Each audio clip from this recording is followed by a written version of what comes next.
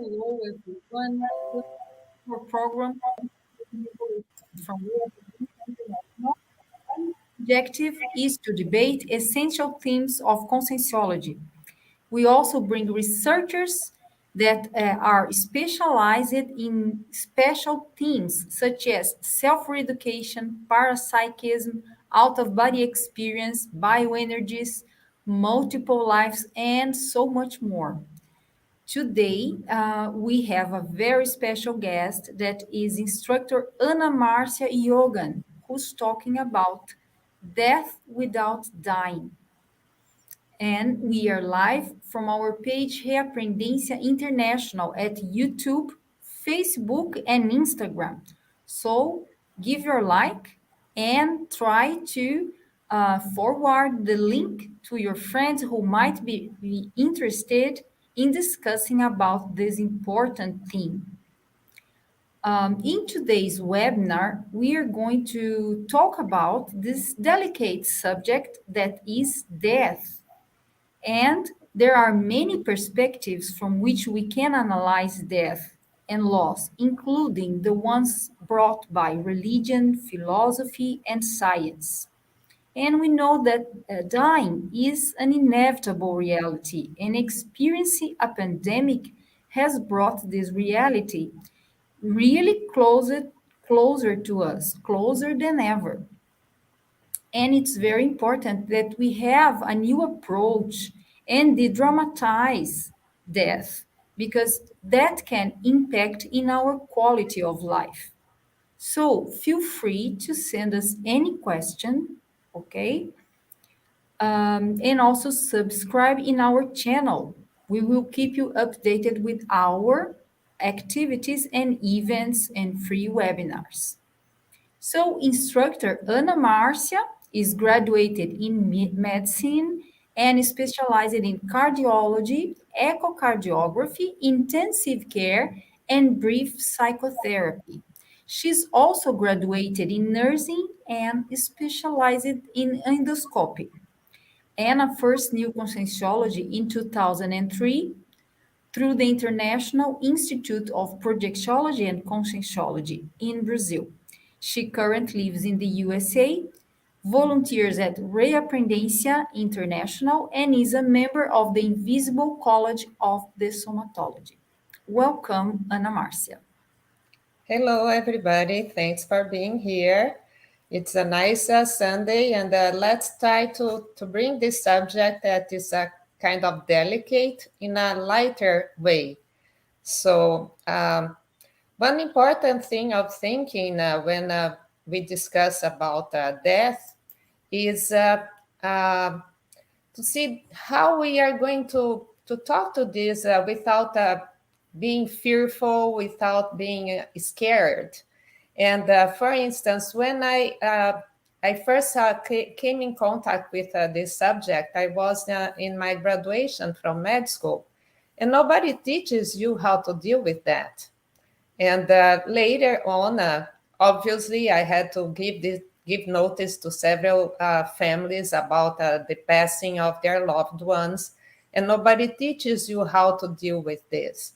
So I'd like to bring you here some concepts that is going to help us to have a new understanding and maybe deal with this subject in a way that we can help each other. And for this, the institution that we use to have these conversations is Reapprendentia, which is a nonprofit institution that promotes these courses, lectures, and events, and it applies the scientific method to study the consciousness. So it's not a religion, it's not a sect, it's something based on science. And it means that to facilitate the learning process, including energetic and assistential techniques. It also enables the access to the hollow memory so that we can recycle outdated attitudes. Hollow memory is the memory that we carry from other lives. In this way, it also fosters human development through very special courses and trying to reach people in several places in the world to exchange ideas and to share existential experiences. Very good. Mhm. And for this new approach, I would like you to think about this principle, which is the principle of disbelief. So do not believe in anything here, because the most important thing is to have your own experiences. When I started to deal with this subject, I started dealing through religion, but then religion comes with dogmas, and you have to believe in something even though it doesn't make any sense for you. Or I try to also study philosophy, but philosophy is too theoretical. And I wanted something that made more sense in a daily basis. So, science and conscientiology, which is the science that study the consciousness, is a very useful tool because it studies the consciousness in an integral way. And we are going to see further here that we could maybe have our own experience, and somebody that is not a very important person, let's say, how about Einstein? He is a very important scientist, and he gave us a very interesting point of view, which is like the only source of knowledge is experience. So it's very important for us to have the practice part of the whole thing. And as soon as we experience, our intelligence is going to have the ability to change in a way that the mind that opens itself to a new idea will never return to this original size. So that is what I am proposing you for this lecture, this talk, more like a talking. Let's think about all these ideas and see how you can stretch your mind and understand it in a different way. Please feel free to interrupt me in any time you need to inquire something or go back to something you guys don't understand, okay? And so what if we could experience death without actually dying? Wouldn't it be interesting? Because think about some people, they go through near death experiences, and so they can experience death without actually dying. But what if we could do it in another way? What if we didn't need to go through a near-death experience?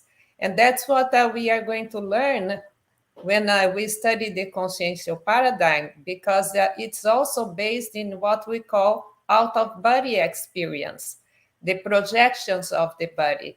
So once you are able to project yourself out of your physical body, you can experience other dimensions without actually having to die. So let's see details about the consciential paradigm.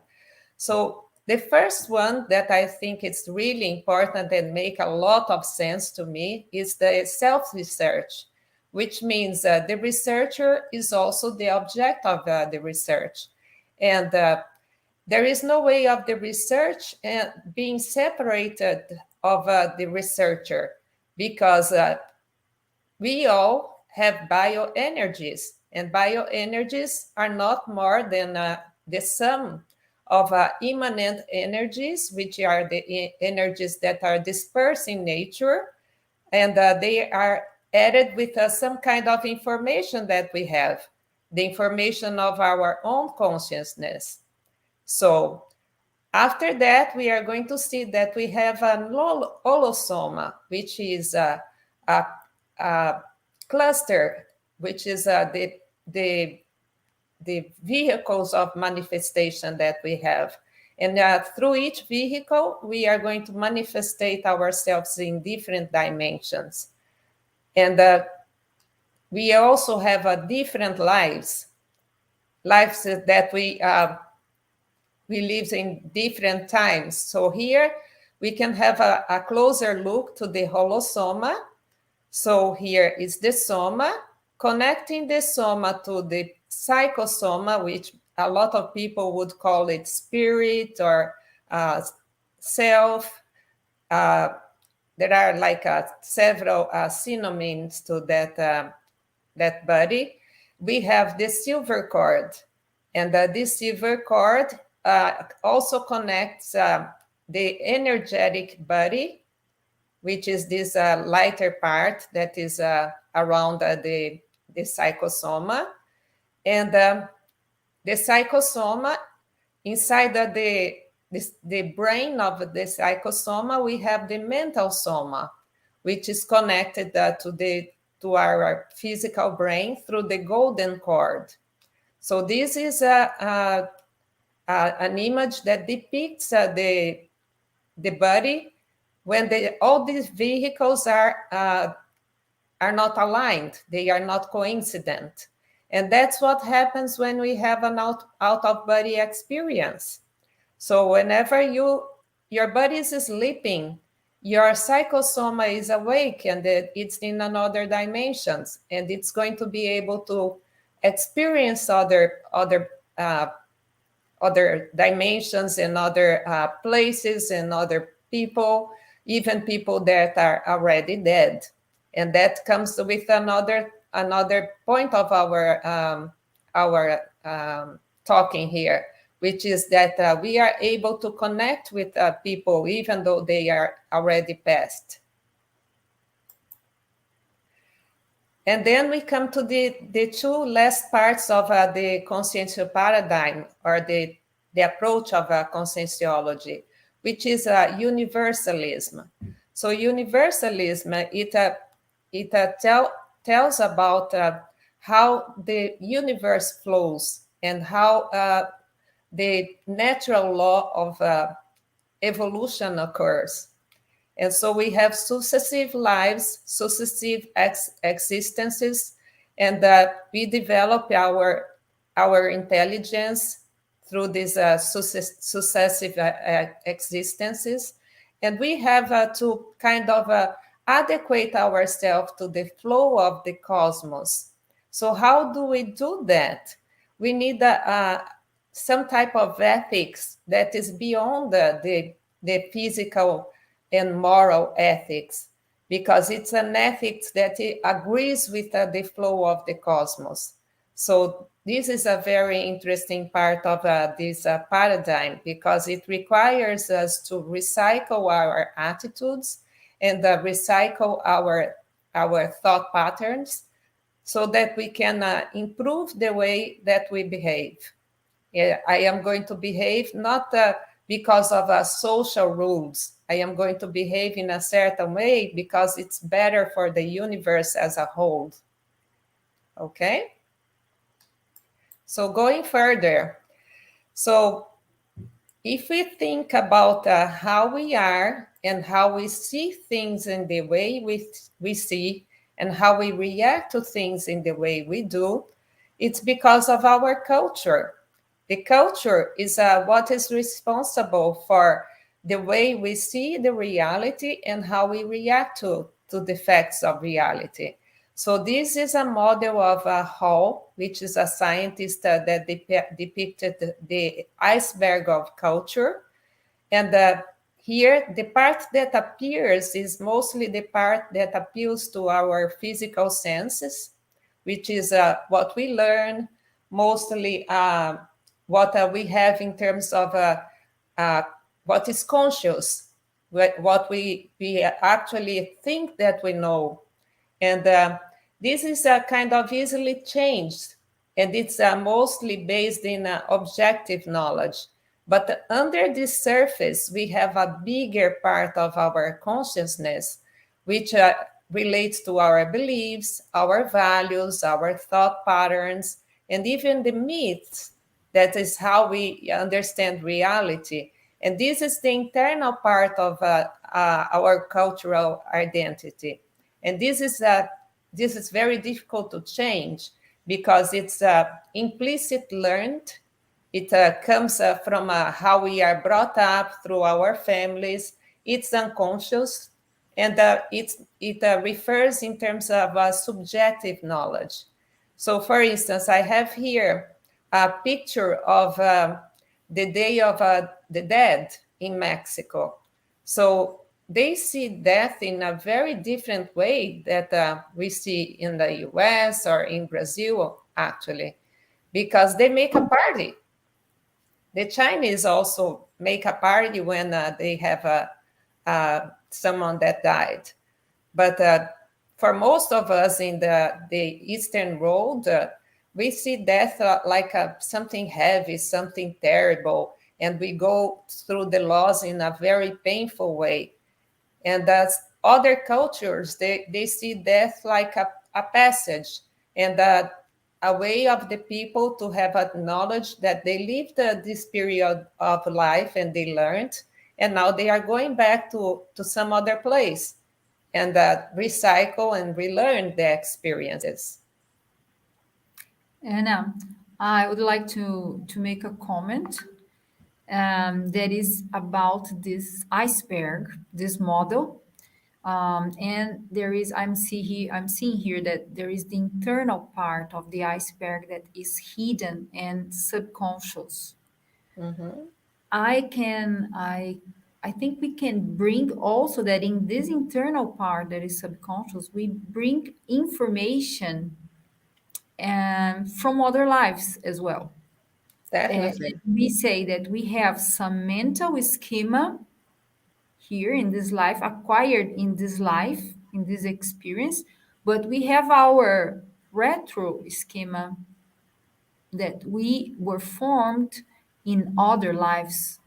So many of us have had some traumatic events, some traumatic deaths in the past, and might today also carry out some fear, some trauma.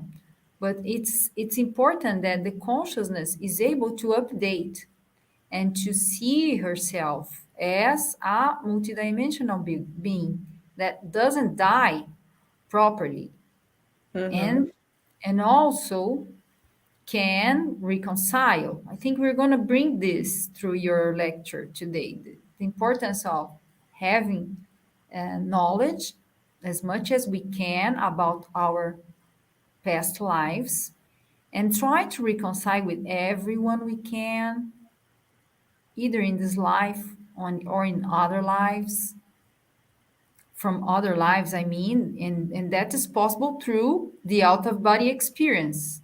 Can you Mhm. comment a little bit on that? Yes, what it's a very important concept to talk here as well, and it's very nice that you brought this comment. Is that whenever we have a death, we go to the process of grieving, and we don't consider that the person that died, the deceased, is also going through the same process of grieving. You know, the grieving is for who stayed behind, but it's also for who is now in another dimension, because he also lost contact with us. And for us, he became an invisible person. And for him, that deceased, we are still visible. He can visit us, but he cannot have contact with us. So grieving is a relational process which occurs in the two dimensions, for us in the physical dimension and for the deceased in the extra-physical dimension. And obviously, the way that we go through this process is going to tell how we are going to react whenever we have a loss. Because further, we are going to see that there are different types of losses. And we are going to deal with the loss in different ways, depending on the situation. So let's go a little further and see if it can clarify a little better. All right. So types of loss here. So we have losses that are considered developmental losses, which are the ones that we go through when we are growing and developing. So it has to do with maturity and culture mostly. So it all the meaning that we make sense of reality, trust and fairness and justice, they mostly have to do with the developmental part of the loss. And it's funny that whenever you go out of your own culture, we have that culture is what makes sense whenever you are away from home. So, for instance, when I went to China, I had a very interesting experience because for me, they all looked like the same. And for them, we all Occidentals, we look all the same. So it's very, very funny. And in the other side, we have the situational losses. So they are external, physical, or environmental. And it has to do with the ability of dealing with uncertainty and also adaptation to change. So if a person is too attached to certainties, the person demands to have like a very rigid realities, and don't have an open mind to different concepts. Situational changes are very difficult to go through. In the other hand, if the person has a more ability to adapt to change and is more resilient, that those situational changes are going to be easier to go through. So that's why I bring this little scheme here, which says that the situational losses, they depend on the cultural intelligence, which has to do with the skills, with awareness, and also with knowledge. So those are like possibilities of learning how to deal with losses. Since they are external, we can apply different skills. We can also become aware of different possibilities and also seek information and find things that make a lot more sense to understand how it happens. Going further, we reach the time that death evokes profound terror. And this is something that is written in this article here, which is called the terror management theory. And this theory mostly explains that this fear of death is kind of physiological, and it's part of culture because culture is the blueprint that we have for survival. And so that fearing death is also a mechanism that makes us not take unnecessary risks and not expose ourselves to unnecessary situations. And in the past, death was something that was dealt with in a more normal way because it would occur in our houses, it would occur with our loved ones. But with technology and with the progress of science, we kind of had a medicalization of death, which means that people are dying in hospitals instead of dying at home. And with COVID here, it was even worse because they would die in the hospital and without having any contact with the family. And so, whenever you don't have those death rituals and those possibilities of elaborating the process of death, it's very, very difficult. It makes the grieving process a lot more difficult to overcome. So we have here some interesting definitions so that we can talk about death and also about end of life. This doctor in Brazil, Dr. Arantes, is the person who introduced the palliative care movement in Brazil. And that's a very important item of talking about death, because, for instance, when I was in medical school and somebody had a diagnosis that was like terminal, we would look at that person as a dead person already, because there was nothing to do.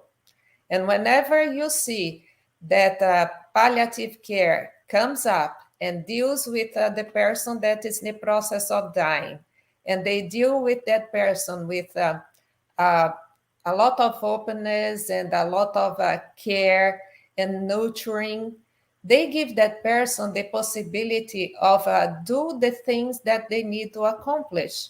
Because whenever we are in the process of dying, there is no need for any kind of facade. We are genuine, and we need to do what we need to do, and we have a short period of time to do that. So dealing with people that are dying brings us to our true humanity, because it's a very rewarding process. You deal with people that are true to themselves and that are in the process of going to a better place, and also leaving who is behind in a better situation. So the definition here for life is from this doctor of palliative care, Dr. Arantes, and she tells that life is an incurable and progressive sexually transmitted situation that leads to several types of disabilities, and in 100% of the cases will bring death. And here I bring to you the clinical definition of death, which is an irreversible cessation of circulatory, respiratory, and brain functions, including the function of the brain stem.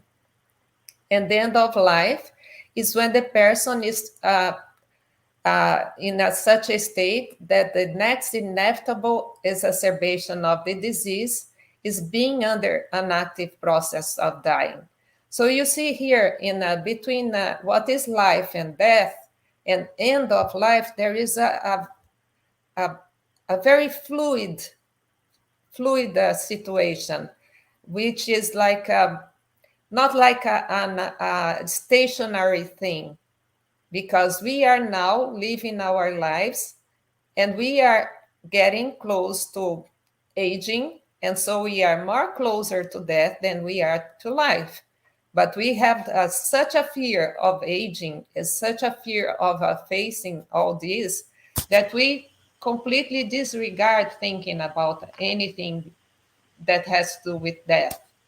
In my case, I went to study death because my mom developed dementia, and she had a psychotic episode while we were like with her in 4 years ago, something like that.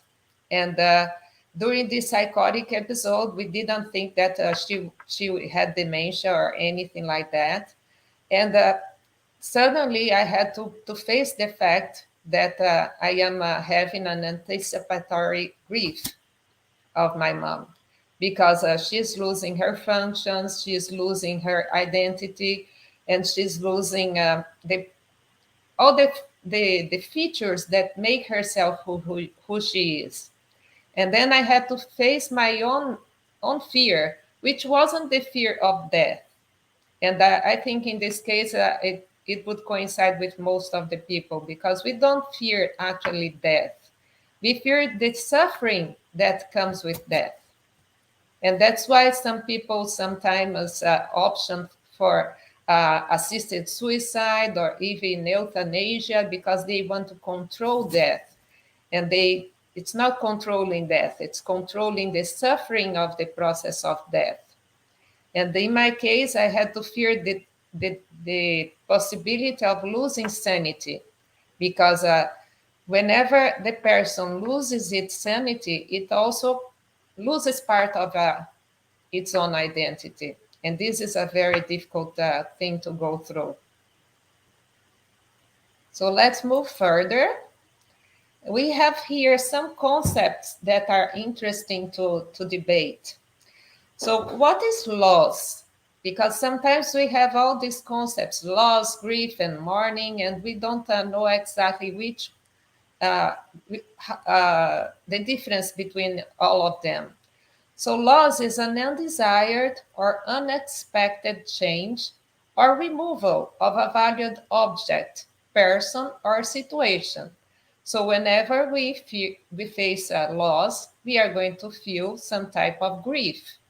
So grief is a process which has a physical, psychological, and spiritual features that are kind of the way that we respond, we are going to go through loss, and how the perceived loss acquires meaning to the self. So the loss acquiring meaning to the self, it's going to depend on the personality of the person and also the culture. And another important factor here that is going to dictate how the grief process is going to be is the circumstances of the death.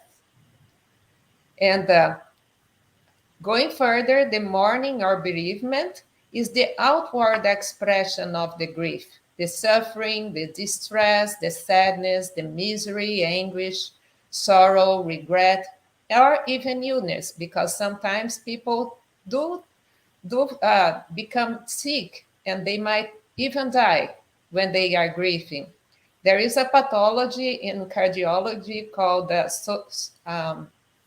the disease of the broken heart.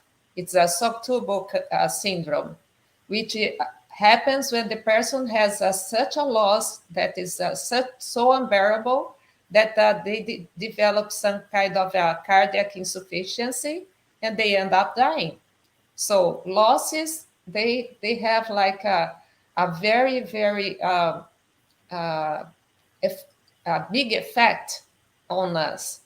And depending on the inner resources that we have to deal with it, we are going to have the grieving process in a more normal or pathological way. Anna, I have a question that has very much connected to this part of the lecture. It's from Carla Gaudino. How can we help the family of a person who's dying? In my experience, most times the person accepts that he or she is dying, but the family does not. How can we manage with that? I would say that the most important thing to do in this case is that treating the person like she is alive. Because whenever somebody is in the process of dying, we kind of not to suffer, not to deal with all the feelings and the emotions that the loss bring us to. We kind of start looking at the person as it is already gone. And that person is not. Treat that person as it is alive and enjoy every minute with them, because that person is going to give you the most original version of themselves. And that's a beautiful thing to go through. I volunteered in a hospice, and I was with these terminal patients, and they give you so many things. They have so much wisdom to share. They have so many life experiences to share. So be a good listener and be there, because I know it's difficult. It's very difficult to be there with all the pain that we feel when looking at that person that is dying. But be that possibility of sharing the information and sharing the emotions and the values that the person is sharing with you. I would say that, for instance, in China and Japan, they value people that are aged and the elders, and they get to enjoy those people so much because they have so much wisdom to give us.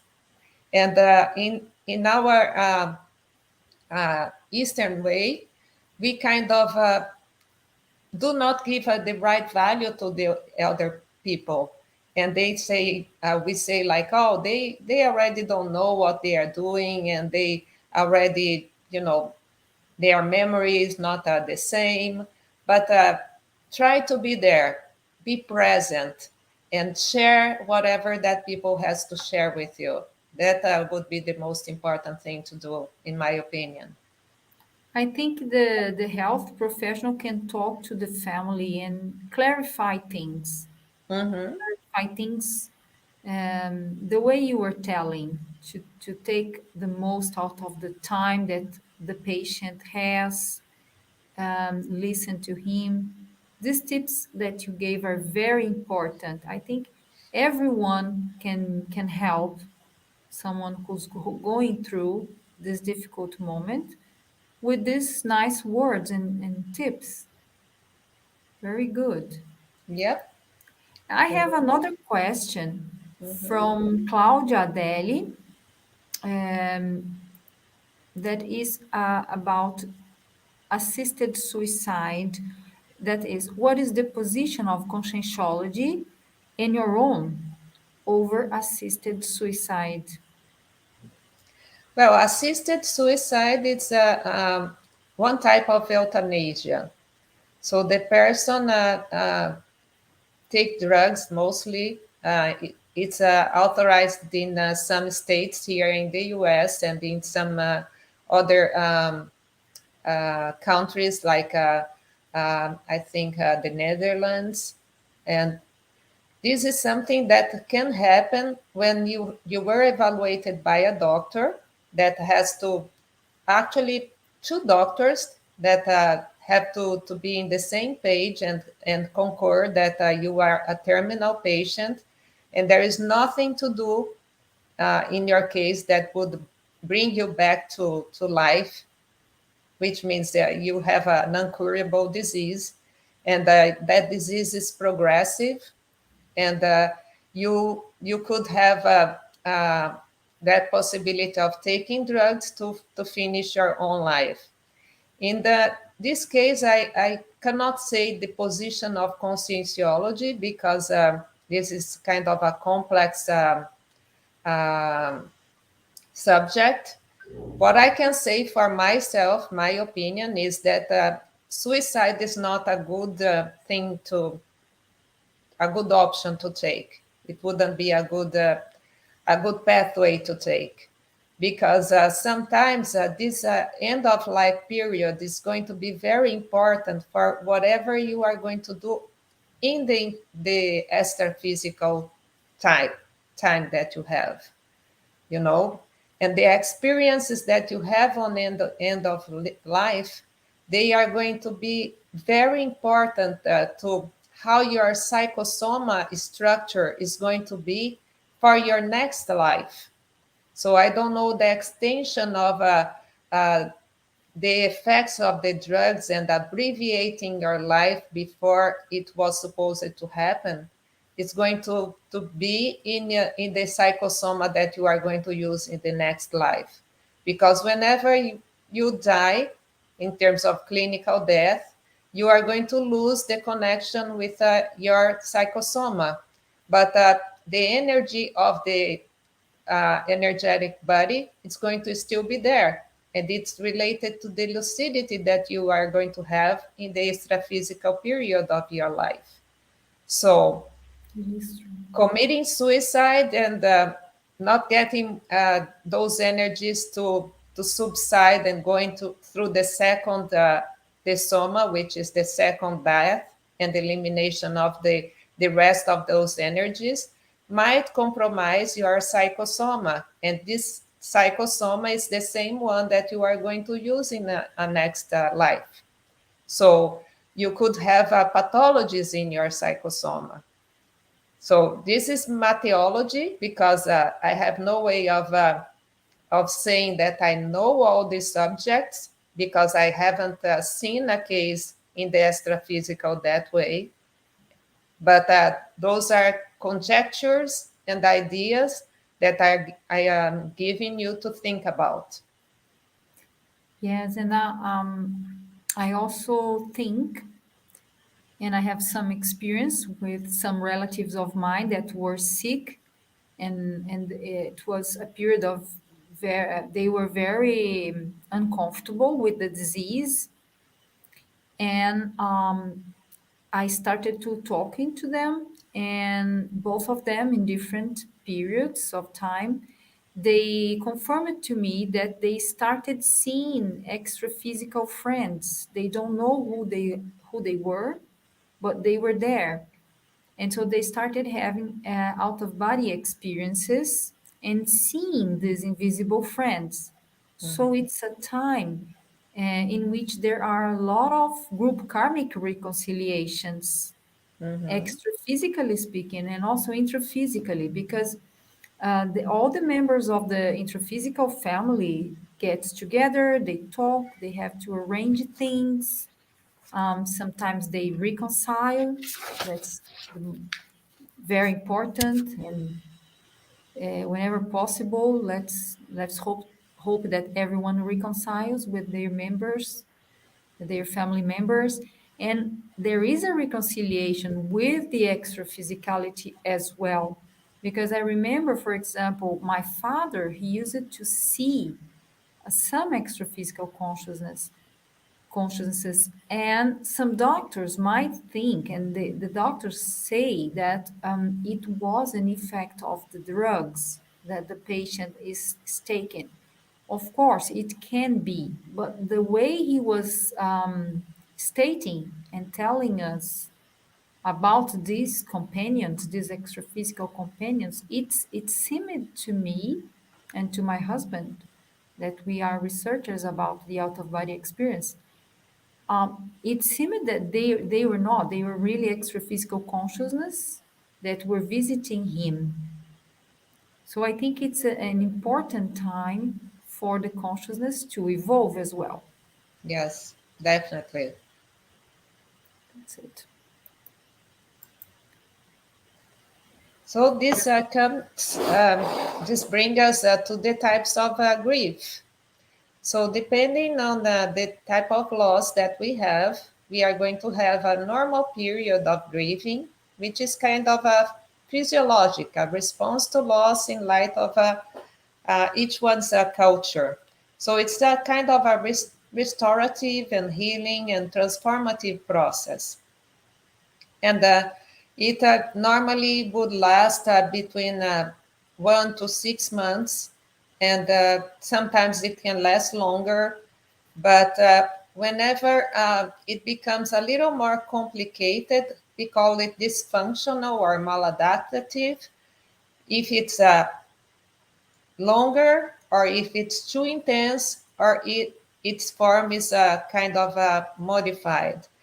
And in this case, it will depend on the type of attachment that we have with the person. For instance, if we have an attachment to the person that is not so good, and we have like an ambiguous relationship with the person, it means that our relationship is not well settled. So the grief period is going to be really complicated. Sometimes you see people like getting very desperate, and they have a very outward manifestation of the grief. And actually, they are kind of facing their own difficulties because they don't have a way of reconciling with that consciousness anymore. And it, in case of complicated grief, it also has to do with the circumstances that might occur. For instance, in traumatic circumstances, grief can be really complicated. For instance, if it's a death of a spouse, a child, a parent during early childhood, or maybe it's a sudden and unexpected death, an accident, a suicide, or murder, whenever it's a multiple deaths, like in collective disasters. So grief becomes a really complicated issue. And it also depends on the person that is facing that grief. If it's a vulnerable person, a person that has a low self-esteem, low trust in order, or previous psychiatric disorders, or suicide attempts, or maybe a lack of support systems, or conflicts or unresolved issues with the deceased, the tendency is to have a complicated grief. And whenever there is like an existential loss or death or an unaccepted loss, we call it kind of emotional creepiness because the person becomes sick with that loss. And problems, mostly like mental problems, they can occur, and the person is not able to live in face of the loss. And we have some models that kind of explain the process of grief. One of them is called the modern process of loss, which tells it's just like a pendulum, where sometimes we are in life, sometimes we are facing the death. So sometimes we go to normality and sometimes we go back to pain. And over time, that pain is going to subside, and it's going to be predominantly good memories, because the problem is our body is kind of programmed to remember the bad things. And whenever we start to remember the good things and the good moments and the good person that we had in our lives, we start to value those those moments that we shared. And then the grief is going to be an easier process to go through. And actually, whenever you go through this, you are going to be able to help other people that are grieving as well.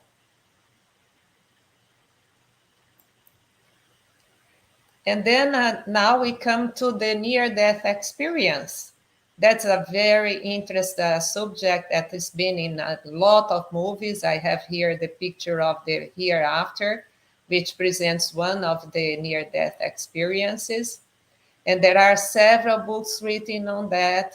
And the bottom of line is that this experience is going to be described and interpreted in accordance to the person background.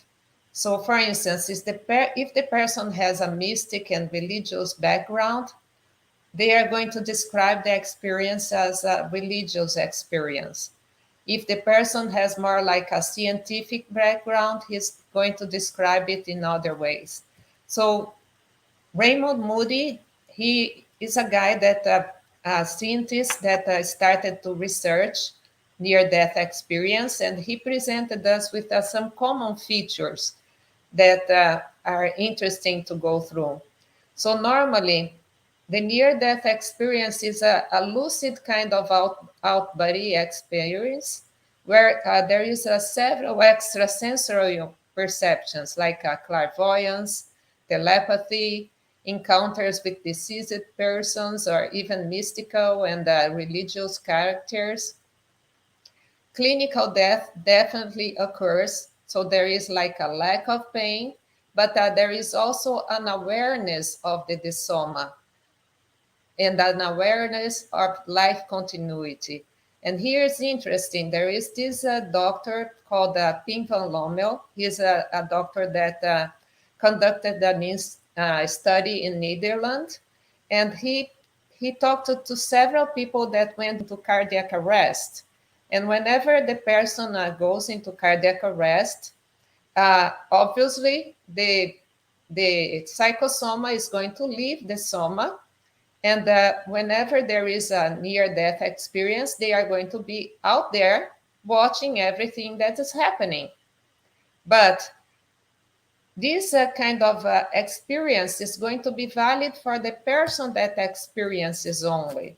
But there are some details that kind of gives us information without having to go through a near-death experience. For instance, one of these people that were resuscitated, he kind of had his dentures taken out by a nurse during the process of getting intubated.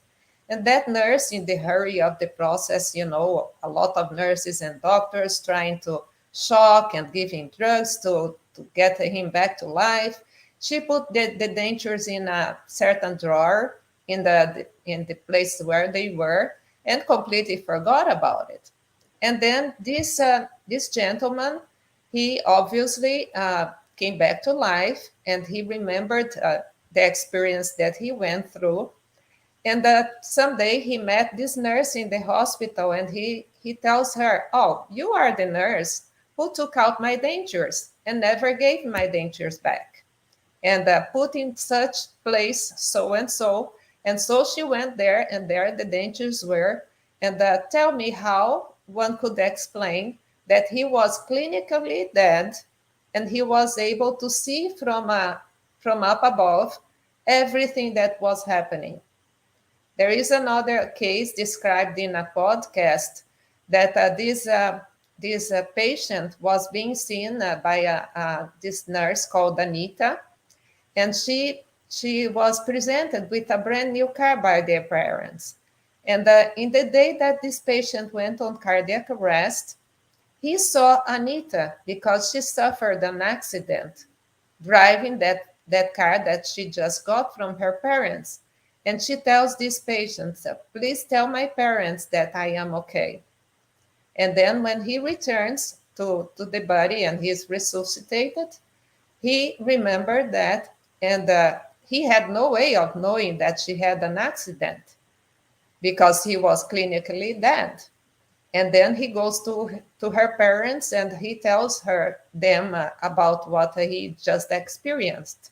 So awareness of the desoma and the life continuity is something that is like life-changing, or maybe death-changing. How about that?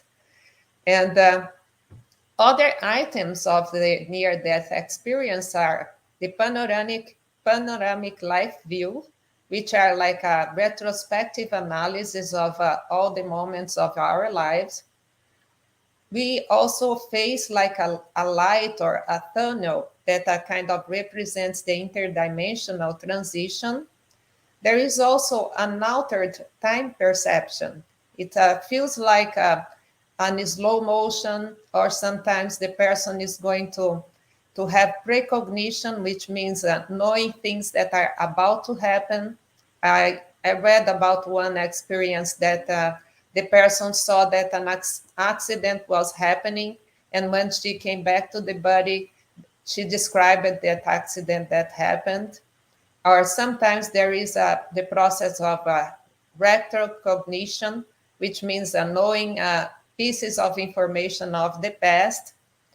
And ineffability is the difficulty that these people have to put all this experience into words. And it's very difficult to get the real data about all this, because the person has to go through the experience. The person needs to obviously come back to life. Then that person needs to remember what happened. And then the person also needs to go through all the prejudice and the biases that people have whenever they come forward with the information. Because some people consider them like insane. Because how come some person tell things when they were dead? So this is kind of a complex process and a complex phenomena that gives an expanded comprehension, but it's beyond language, because sometimes there are things that we see in the extraphysical that cannot be translated into intraphysical words or things or notions. And there is also kind of a point of no return, normally represented by a gate, a portal, or a door, and contact with other beings like helpers that sometimes tell, well, you have to make a decision if you want to go further and go to the extraphysical, or if you want to go back. And some people, they kind of think of things that they already have to do in the intraphysical world, and they decide to come back. And some people have positive feelings like peace and fraternism, and others have conflicted feelings like negative feelings and fear, because it's a real life-changing experience. And in most of the times, the consequences are positive, but there are also people that kind of have a nightmarish kind of phenomena. Go I, ahead, Ariane. and I have a question from Marcelo Pires. Mhm. And how do you provide the best support to a materialistic person who is grieving? I would say that you have to talk to that person in her own point of view, in her own paradigm, because despite the fact that we know that extra-physical exists, that it's a reality, a materialistic person is not going to believe you. And whenever you are going through the end of life, we have that question of the culture. And the the thought pattern is part of that lower part of the iceberg that is under the water, and it's not going to change easily. So you have to talk to the person in the language that she's able to understand, because otherwise it would be just like trying to teach Chinese to a person that only speaks Portuguese. It's not going to help. So And the doesn't best want way, to learn Chinese. yes. No, So the doesn't best feel way like is learning talking Chinese. in the same paradigm that the person has. Good idea. Mhm. Very good. Well, Anna, we have some 5 minutes more for you to conclude the lecture because it's so great to listen to your experiences and tips and everything, all the information that you were bringing to us is they're very rich information. Mhm. But our time is almost over, so I ask you to use this 5 minutes the way you want to for us to finish the lecture, okay? All right, so let's talk of the types of the soma. And the soma is a new term from conscientiology, which means whenever we get rid of the soma of one body. So the first the soma would be losing the physical body and having the rupture of the, wait a minute, of the silver cord. And the second the soma is losing the energies of the psychosoma.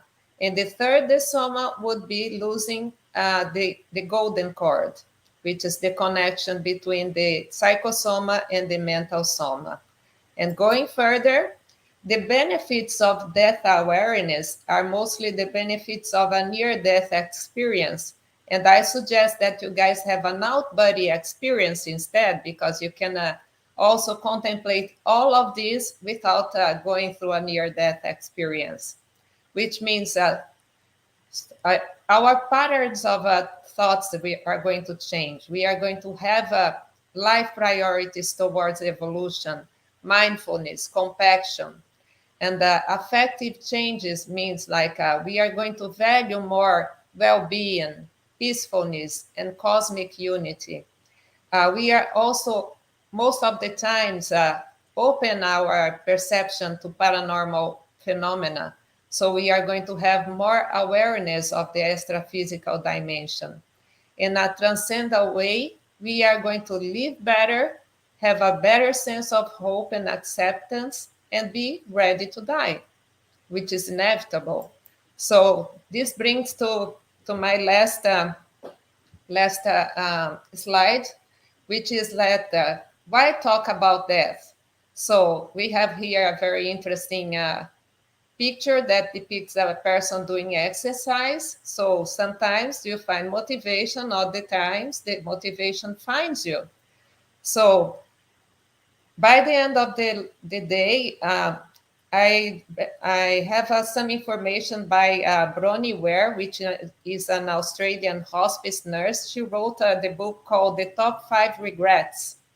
And basically, uh, I would kind of summarize it in one of them.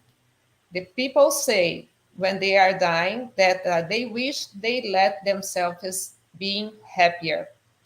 And being happier is staying in touch with friends, expressing your own feelings, not working so hard, and having the courage to live a life true to yourself, not the life that others expect from you. So it brings me to that fact we talked before. Whenever you are with a person in the end of life, that person is genuine. He doesn't have time for any kind of facade or trying to use a persona or anything like that. She's there to try to live happy the last moments that they have, to be in touch with the people that she loves, to express the feelings the way she needs to, and to be really true to oneself. So that's what I would recommend to everybody. And this is some of the sources I use to base my talking with you guys today. And if you have any more questions, please feel free to ask. Very good. People, if there is any other question, you can place in the comments and we will answer directly to you, okay, in the comment section. And well, Anna, thank you so much for being with us. It was great. I'm sure these ideas will help us in many ways. And I hope you guys that are watching us that you have enjoyed as much as I did. And I invite you all to be with us in our next live to happen on May 17 with instructor Simone Musida, who will talk about helpers, these invisible friends of ours, and how can we get in contact with them, right? So thank you very much for joining us today and happy evolutionary journey to everyone. Thank you.